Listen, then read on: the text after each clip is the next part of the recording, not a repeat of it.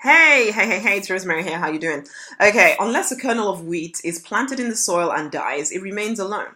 But its death will produce many new kernels, a plentiful harvest of new lives. Those who love their life in this world will lose it. Those who care nothing for their life in this world will keep it for eternity.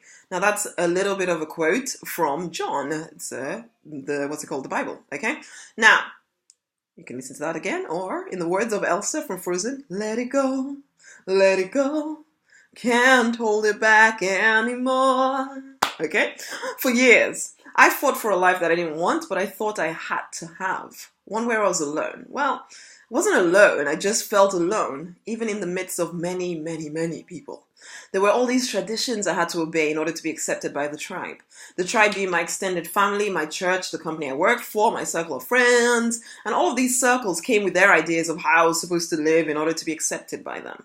I had to be willing to send money to anyone that asked me to if I was not to be considered selfish. And I was reminded time and time again about the many sacrifices family members had undergone to get me to where I was. I had to be willing to obey certain church rules because they were supposedly of God. And if I wanted to be loved by them and by Him, then I had to fall in line like everyone else did. I had to be willing to work when I was told, as I was told, and jump through the many, many hoops, and then I would be rewarded with a wage at the end of the month for my submissiveness. And this was just the way life was. I had these big dreams about what I wanted my life to be like, but I had to kill them all off in order to fit in, to be accepted, to be humbled, to be loved, to be approved of. I had to put everyone else first before the life I was born to live, right? That was the unselfish way to live, right? And I kept fighting to hold on to this old limited life, for goodness sake. It felt safe. It may have been constricted and small, but I was comfortable there. Actually, that's a lie. I wasn't really comfortable there at all. I just didn't know there was another way. Or more to the point, I didn't allow myself to think that there was another way because that would be too selfish, right? To put my own wants, my own desires, my own needs before that of my extended family or church family or friends or colleagues, that would be selfish, right? And though I could tell myself that I was doing okay and that I was blessed to be a blessing, I didn't feel very blessed. In fact, I felt trapped, okay? I wanted more than that. And a part of me knew that I was born for more. But I held on tightly to these limitations. And then, I hit rock bottom. Sometimes when God stroke the universe can't get through to you any other way, then you hit rock bottom, okay? And at that point, I felt like I had nothing really left to lose, so I decided to try something different. I started to say no to things that I would have said yes to. I died to the need to be approved of. I mean, I'd always been a bit of a black sheep in terms of refusing to let others control me, but this time I got a lot more deliberate about it. And I took full responsibility for my own experience of life and my own happiness. With the help of my coaches, I learned to allow myself to think my own thoughts. I realized that just because I'd been brought up in a certain way didn't mean there was no other way, okay? I started to see that somehow people managed to get on with life, whether I helped them or I didn't help them. I realized I didn't need to save everyone. I realized I was only responsible for saving me. I refused to be manipulated as people laid guilt trips on me. I learned how to hear God for myself so that no one could use Him as a means to control me. I died to my limitations and I woke up to a lot more powerful, a lot happier, and it felt free, okay? The because I want to uprising began at that stage, though I didn't really have a name for it at that point.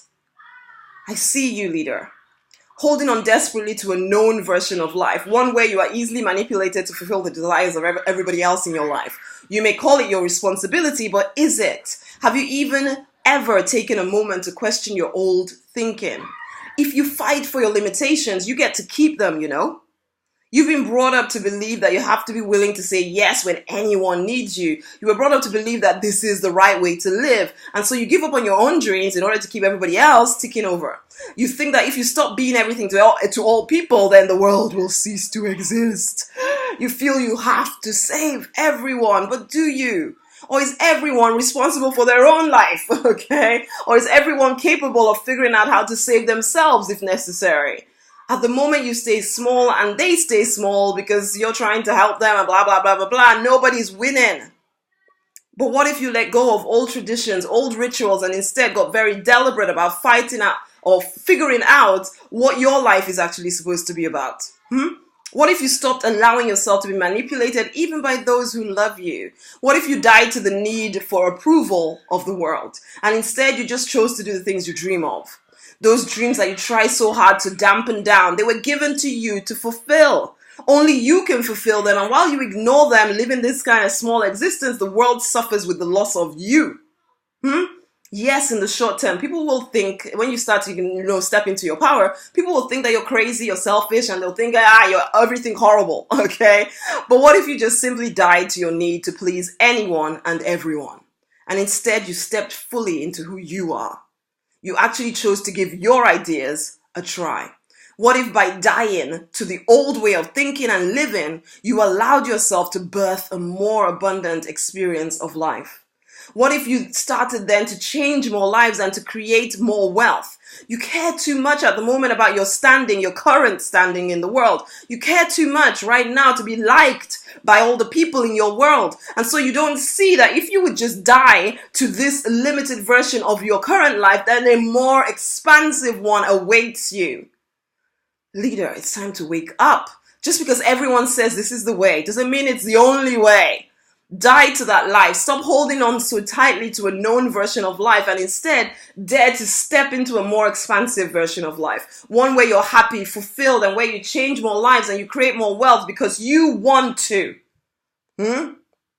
Leader, if this resonates with you and you want more than your current existence, if this speaks to you at a deeper level than you've ever been spoken to before, and you're willing to do what it takes to die to this current experience and step into a new, more expansive version of your life, if you've known that there is just something wrong with the way you've been living and you're ready to question some of your long-held beliefs about what you have to do to be loved and accepted, you need to work with me in Spirit, Sex, Success, okay? The 6-week private mentoring program. It's kind of a 6-week business boot camp where, yes, you will step fully into the charismatic leader you're born to be that becomes highly sought after by all the customers, clients, recruits that you want.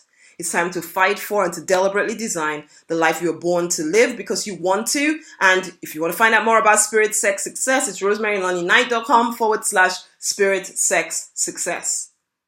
I look forward to working with you if you're one of my leaders. Okay then, I'll speak to you soon. Bye.